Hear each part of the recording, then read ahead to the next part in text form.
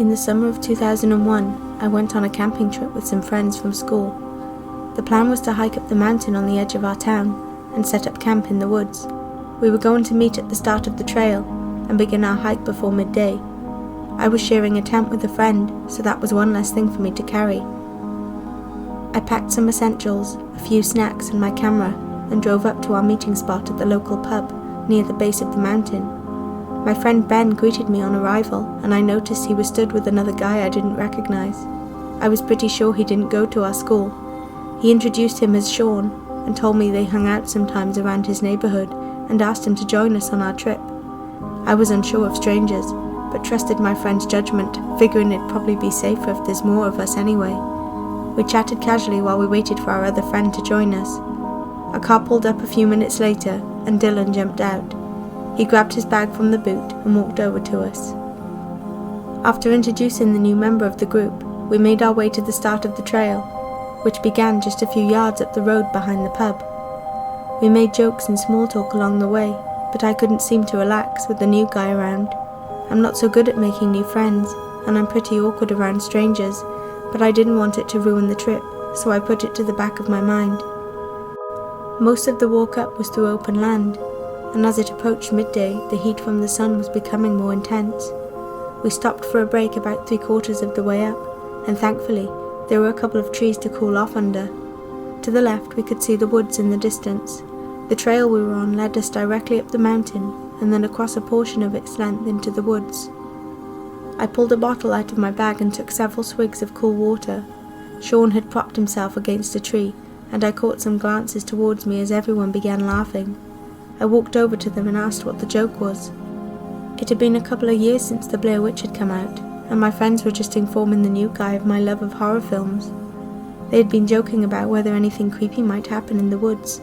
I took the hint that I was probably going to be the subject of a few pranks that evening, and walked away wishing my friends hadn't said anything. I put my water bottle away and closed the zip on my backpack, feeling a little frustrated. We carried on until we finally reached the top, relieved that the hard work was over. Now there was roughly a 20-minute walk along the path through the grass that led straight into the woods. There was a much welcome breeze as we approached the shade of the trees. We weren't sure how deep into the woods we'd go, but figured we'd keep going until we found a clearing big enough for our tents. The dirt path ended as we entered the tree line, but we kept walking in a straight line until we found a clearing that seemed just perfect to set up camp.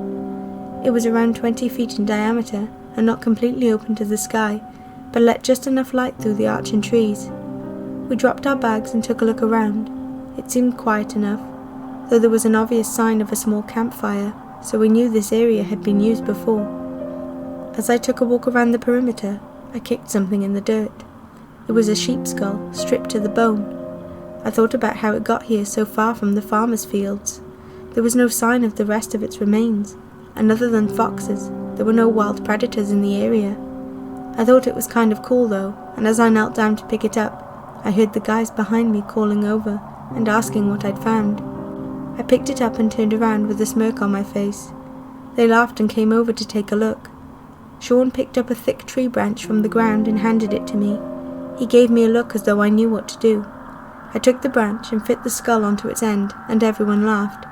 We decided it would be the marker for our camp, like some kind of totem to warn off danger, and we stuck it into the mud at the entrance to the clearing. While the others started setting up the tents, me and Sean looked around for some firewood. I started to relax a little now. Sean didn't seem that bad, and we had a similar sense of humour.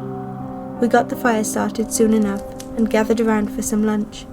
Later, Dylan offered to come with me out of the woods to take pictures of the surrounding hills and countryside. We eventually headed back to camp and joined the others in a game of cards as the sun gradually began to set. As nighttime approached, we gathered more firewood. I picked up my torch and wandered into the darkness of the trees to look for some bigger sticks and branches. I walked maybe 50 feet away from the camp before I realized I should probably keep track of my direction. A glimpse of the fire could be seen through the trees behind me, so I felt comfortable going further. Ahead of me was another small clearing about half the size of ours. I dropped my hoard of sticks and tied them up. Shining my torch around, I took a few steps into the clearing. Everything became quiet all of a sudden. I could have sworn I heard the guys laughing in the distance, but now there was nothing. I had this horrifying feeling I wasn't alone. I looked up and saw the tree branches swaying, but the air felt thick and stagnant. Twigs snapped behind me as though someone was approaching from behind. I froze in sheer panic, the hairs on my arms and neck rising. I began breathing heavily as the sound drew closer. Whatever it was, I decided I might as well face it. I took a deep breath and spun around, shining my torch in front of me. Nothing. There was no way anything could have got away from me that fast, but I know what I felt. I half expected to see one of the guys come looking for me, but then it crossed my mind that this may just be a prank after the conversation they'd had earlier.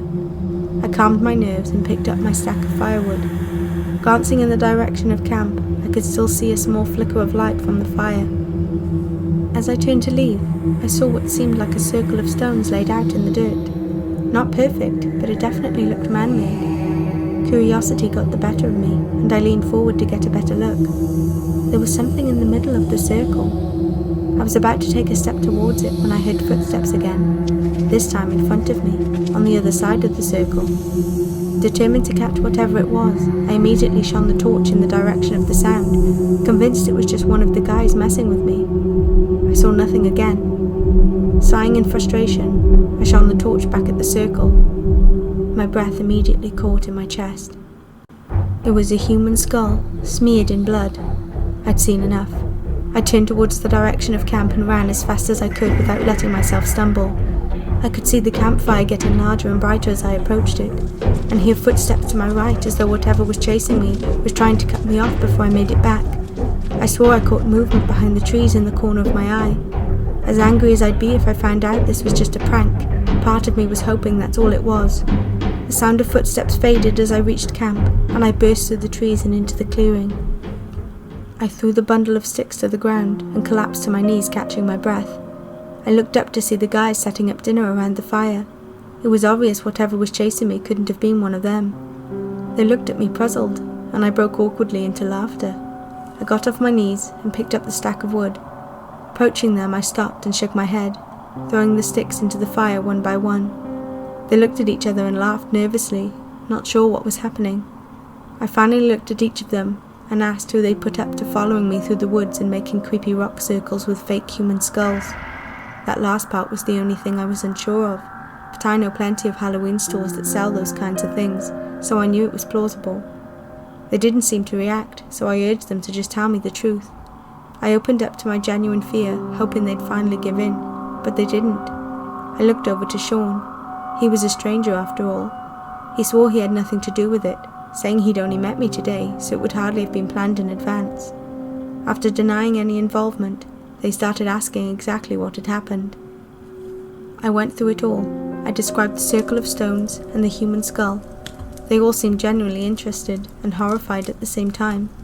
They suggested we all go back there as a group and take a better look, even take the camera with us to get evidence of it should it turn out to be sinister. I could see they were getting excited, and I managed to convince them to go in the morning when the sun was up. If there was something out there, we'd have a better chance of seeing it in the day. And honestly, I was far too scared to go back there in the dark. We all looked around nervously at the thought of someone or something stalking us, but as the fire grew, Dylan pulled out a few drinks, and we all relaxed a little, breathing in the smell of dinner cooking over the flames. A few drinks, a warm meal, and a couple of card games later, we'd almost forgotten about it. The guys had added more and more sticks to the fire, and it was getting ridiculously large. A slightly intoxicated Ben decided if he could jump over it. No one was about to tell him he couldn't, and he did so with only a few embers clinging to the laces of his shoes. He wasn't happy until we all had to go. Luckily, we were successful, and with that we finished our drinks and called it a night. I shared Dylan's tent, and Sean with Ben. As I got comfortable in my sleeping bag, I started thinking about what could be out there. But I'd had a few drinks, so I was feeling a little more bold, thinking whatever it was couldn't take on the four of us anyway. I had my pocket knife close by, and I was sure the other guys did too, so there was no sense in worrying about it. I closed my eyes and let myself drift into sleep.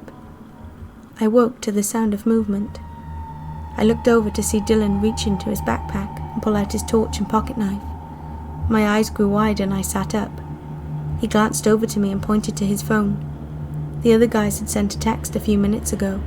They'd heard movement, and what seemed like stones being thrown towards their tent.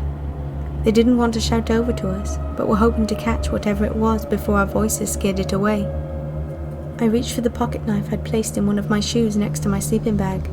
I tried to think of a way to see outside and noticed there was a small hole at the top of the tent where the zip didn't close all the way. I carefully leaned towards it and looked out. I could just about see the other tent a few feet away, the edge of the fire and a few trees in the background, but nothing else. I heard it then, the familiar sound of footsteps around the back of our tent, followed by what can only be described as a long and painful scream in the distance, echoing through the trees. Dylan gripped his knife, and his phone vibrated again. We both looked at the message, asking if we heard the same thing. I began replying as Dylan tried to see if he could see anything through the hole. The footsteps faded as they moved away from our tent and in the direction of our friends. I whispered to Dylan he must be able to see something now, but he insisted there was nothing there. Suddenly, we heard the faint thump of a rock hitting the ground behind us. We turned to see the fabric of the tent shift as a second rock hit. The guys texted again. They were freaking out at this point, and honestly, so were we. Another blood-curdling scream came from the distance behind us, and it was clear we either sit and wait, or go and face whatever was out there. We told the guys we should all confront it as a group, and perhaps we'll scare it off.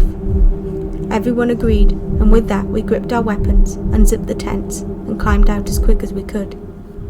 We were met with nothing but darkness. No trace of anyone or anything around us. Everything was still and silent. We gathered together in the space between our tents and shone our torches around. Adrenaline pumping, I shouted for it to show itself. The others gave me a look of unease, and I suggested we stick together and take a walk around to see if we could see anything. Everyone agreed, and we slowly made our way around, aiming our torches through the trees. As we approached the edge of our clearing, we spotted our sheep skull. It occurred to me that this was supposed to scare others away, but wasn't helping at all. Ben approached it, and was about to angrily kick the stick from under it, when we caught a glimpse of red liquid shining in the torchlight. An inverted cross was drawn on top of the skull in what can only be described as blood. I looked at the others hard and very seriously asked them if this was still a prank. They all shook their heads, and Sean began swearing at how ridiculous this was. I started telling him to calm down, and Dylan checked we all had our pocket knives. We nodded. Ben shone the torch to the ground around the sheep skull, and noticed a neat line of rocks leading away from us. We all noticed, and followed him as he continued along the trail of stones. He looked up at us wide-eyed in realization. I noticed it too, and judging by the look on the other guys' faces, so did they. The rocks were circling around the clearing and surrounding our camp. Sean took a deep breath and suggested that if we had anything valuable in the tents, we should collect it now, and then get the hell out of there and leave everything else behind. We hurried back to the tents, grabbed our backpacks, and left the rest of our food with the tents and sleeping bags. We rushed back to the sheep skull, knowing it marked the entrance to the clearing and the way we came in. Without looking back, we ran in a straight line, hoping to get back on the dirt path outside. Another scream echoed to the right of us, but I kept running, not daring to look. Footsteps grew louder behind us. Sean shouted back to ask if we were okay and to keep going. It wouldn't be much further. Another scream, this time to our left. Ben shone his torch to his left as he ran, and yelled that there was something following us. I shouted to keep going. We could hear stones hitting the ground at our feet as we ran, and luckily none of us fell. I could see the tall grass of the fields approaching until finally we reached the edge of the woods. We came out into the grass just left of the dirt path we originally entered through, continuing to run until we gradually met up with it, and then stopped to catch our breaths. We took a look back towards the tree line. Silence. I checked my watch. It was approaching 4 a.m. The sun would be rising in the next hour. Feeling safe enough, we sat down and gathered our thoughts, while still keeping an eye on the woods to check if anything followed us out. We all looked at each other. Sean threw his hands up, swearing once again it was nothing to do with him. I laughed and shook my head. I believed him. Whatever that was, I don't think it was the result of a school kid prank. None of us had heard any stories about these woods, or of anything creepy happening in the area, so we were all unsure of what to make of it.